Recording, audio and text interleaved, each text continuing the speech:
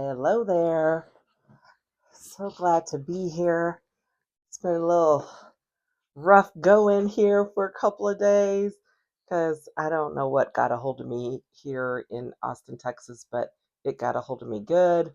And I've had a lovely little route with a full blown allergy attack that's turned into something else. So, we'll keep it short, but still honoring the commitment to get these videos in because it matters and I am going to do this. Yes. So I have been sharing what I read, and I figure I'll do that, once or twice a month or something like that, just depending on what I'm reading and how I'm getting through it. And last month was a little weird just because um, my January anchor book took a little bit longer because it was a longer read, um, and I had adjusted my reading plan and strategy to get through it. So that dipped into it, and then I just got behind in getting started on my new book for the month, and then I got sick for a whole week. So I'm like, no, I'm finishing this up here. And so I'm only going to be like a day or two off schedule, but it will be done because I have 50 pages left and it is fully my intent to finish it today so that I can move on to my next read. So anyway, so the book that I have been reading over the last few weeks is Black Magic, what Black leaders learned from trauma and triumph by Chad Sanders. It is a book that's been on my shelf and that I had not read. I don't remember how I came across it. I mean, there's no telling because I'm always collecting stuff. I, take pictures of things and I go look at them in the bookstore and I buy some to read right now and then others to read later. So I honestly don't remember when I bought this book, but it's pretty recent, so it's not like it's been 10 years. It was published in 2021. So it was published in 2021. So in the last couple of years. And yeah, so it was a different writing style than my last book, which was Cast, and completely different subject matters as well. So not like I expected it, but because it was so different, I had to like adjust to myself. And let me back up for a second because um, my my goal for this year, or commitment, I will say, I like that word. Someone said replacing goal with commitment, but my commitment for this year is to read one anchor book per month, and then I can read whatever else I want throughout the time because I'm, notorious for reading 2 or 3 books at a time easily. I think my stack right now has 3 books. Yeah, because there's one I haven't finished, another fiction, and then one about plants and stuff like that that I have going. So, yeah, so I very easily have multiples going, but my goal is to, or commitment is to finish one of my anchor books. And what do I mean by anchor books? So, I discovered this, and I would have to go find this and link it in the description, but it was on Instagram, I think it was, where I found someone who was doing reading. They're trying to help people get through their reading goals for the year. And I discovered it back in, I don't know, either late December, early January. And I was looking at it and I was like, oh my gosh, like, yes, this I get. And so there were like 6 categories of reading goals and, like, what fits you, right? What's your reading style, what is it you want to accomplish with your reading. And there were 6 options, and so I identified 2 of the options that really um, uh, worked for me, that I felt aligned with. One was, having some anchors, but then really just making sure to get back into the reading habit, because especially reading for pleasure, because I hadn't been doing that as much. It was always, something for professional development, going towards helping my clients or prepping for a speech or whatever. And that's been ongoing.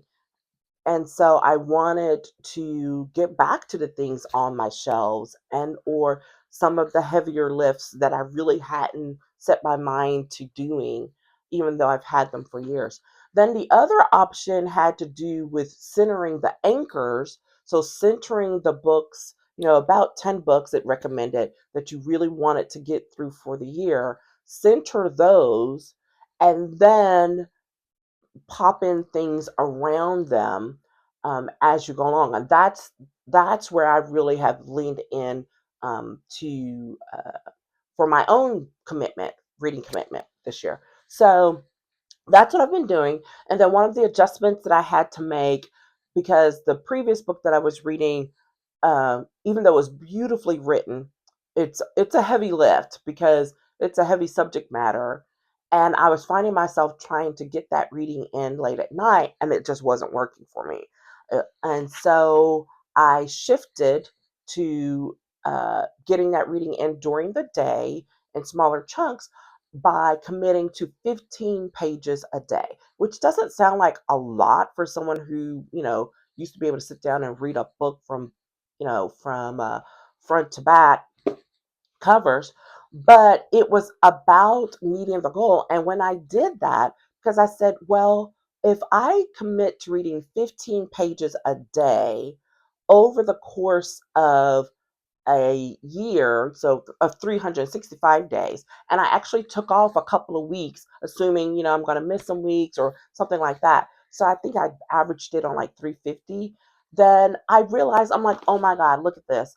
I would basically read the number of pages that would equate to would equate to my anchors, on average, right? So it was, averaging, I don't know what I put in there, like 250, 300 page books, even though some of them are much longer, some of them are shorter. So I think it was more than that. But anyway, in any case, whatever 15 times 350 ends up being, it got to a number of pages that when I went and kind of did a quick estimate of the total numbers, pages in the books that I've already selected as my anchors, they were roughly equivalent. I'm like, this is the strategy for me.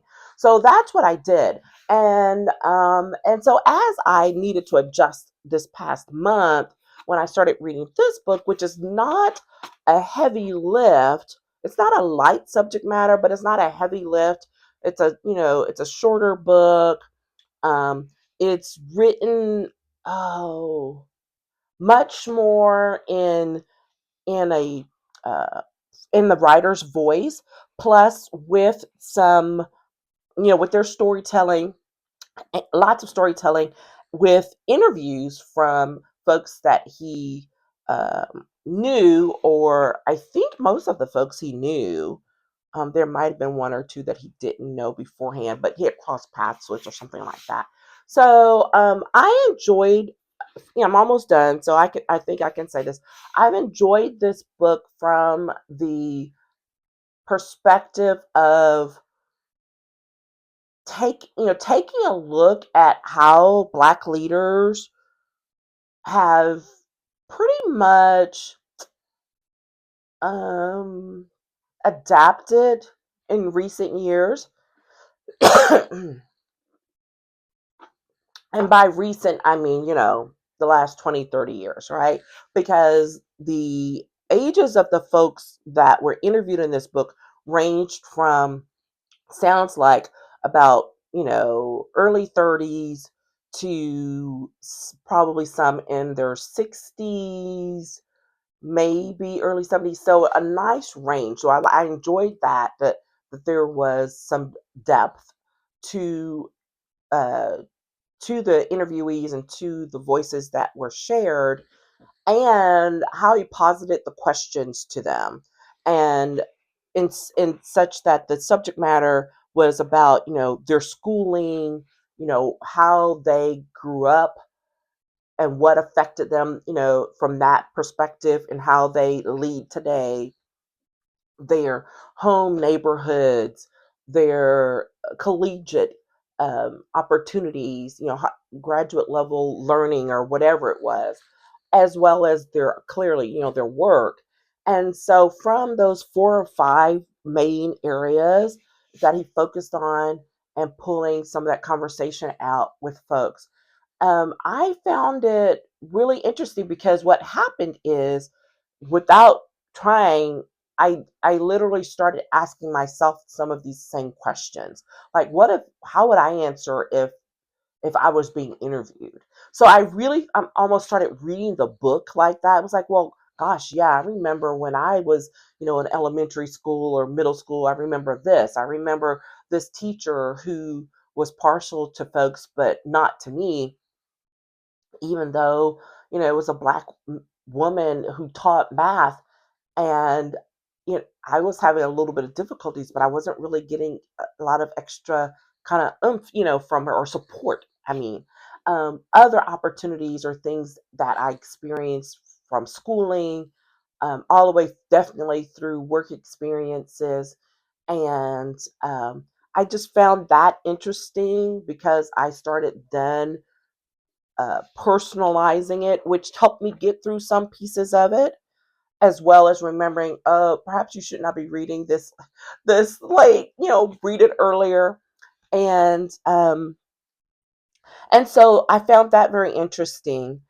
I found the author's story itself interesting, as he fronts these chapters with his own experiences, and then goes, into what they look like for the persons that he's interviewing. And the thing is, he doesn't interview folks across all the subject matter areas. He selected, a, a few select people, and he only targets them for one specific area. So that's another interesting thing, because, it allows them to get into some depth, and he's got his questions targeted that way, even though it would also be nice to have a couple of them to have had their storylines across all of it. But that's what his is, right? So it just makes me curious, and I will probably go find, because I do that.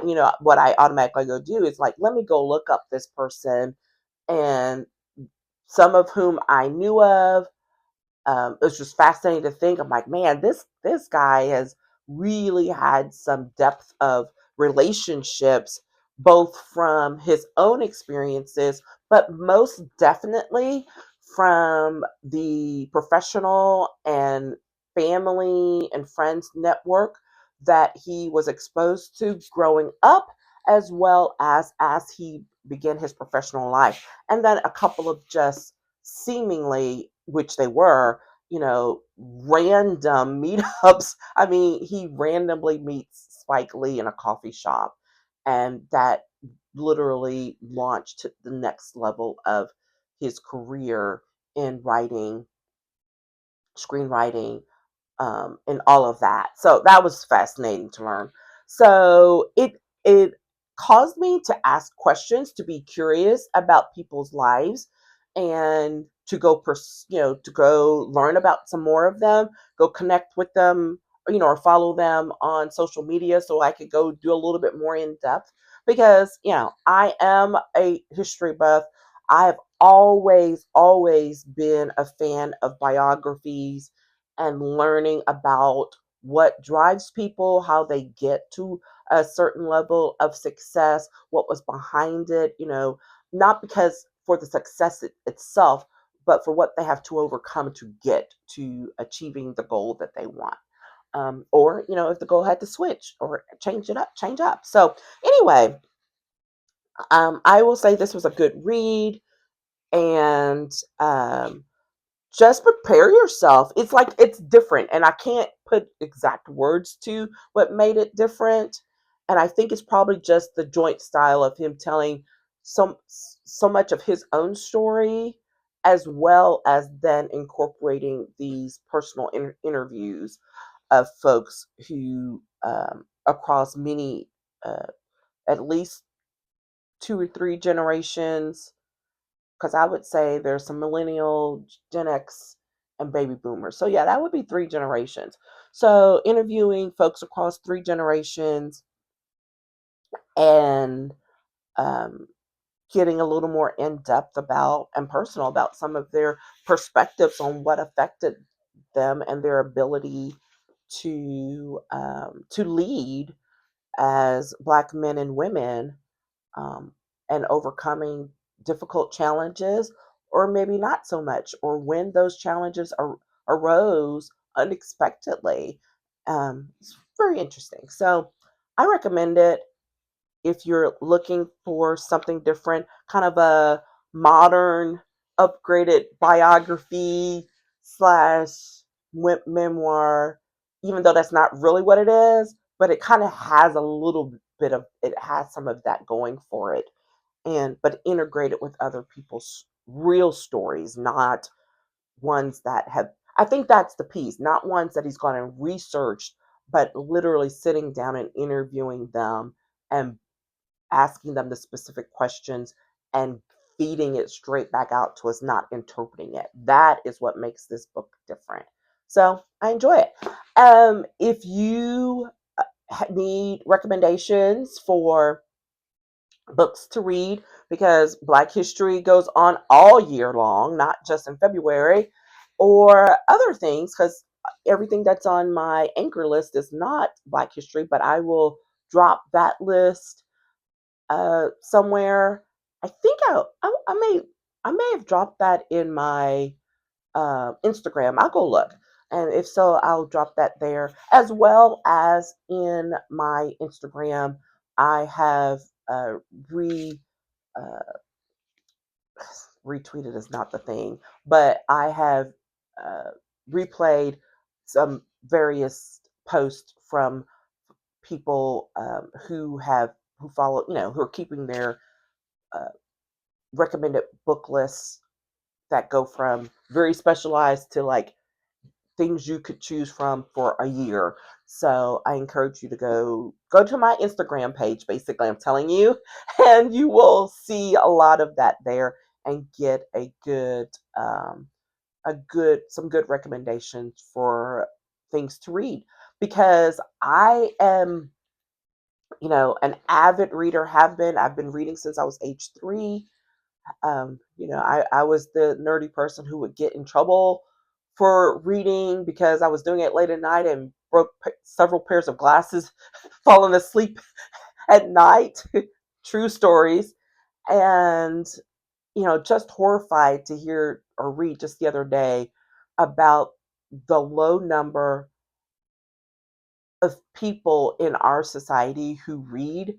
Like, I don't want to misquote it, but dare I say that it said that there were like almost 40% of the population who didn't read one book in the previous year. It was something gross like that. I'm like, even in my worst moments, I couldn't say that. I mean, even in my worst moments, I I read way more than that. So it's just foreign to me. And I think that literature and reading books, both for pleasure, reading for things that will challenge you, like they're beneficial to you personally, but also in how you view the world and how you operate in the world. Go read something that you wouldn't normally read. Every once in a while, you get a surprise. You get introduced to something that you didn't think you were going to enjoy, and voila, there you are. So that's my recommendation to you. And as we finish up here, just a reminder to ask you to please hit that thumbs up button, and to subscribe to make sure and push out this channel to others who would be interested as we are reviving it. And I encourage you to remember to celebrate who you are each and every day in all the ways, because you're absolutely worth it. And it's just an important piece, especially in today's world, to give credence to even the little wins, because sometimes that's all we got. Right? So celebrate the wins that you have in your life each and every day, regardless of their size. That's really where I want to go. All right, take care. Talk soon.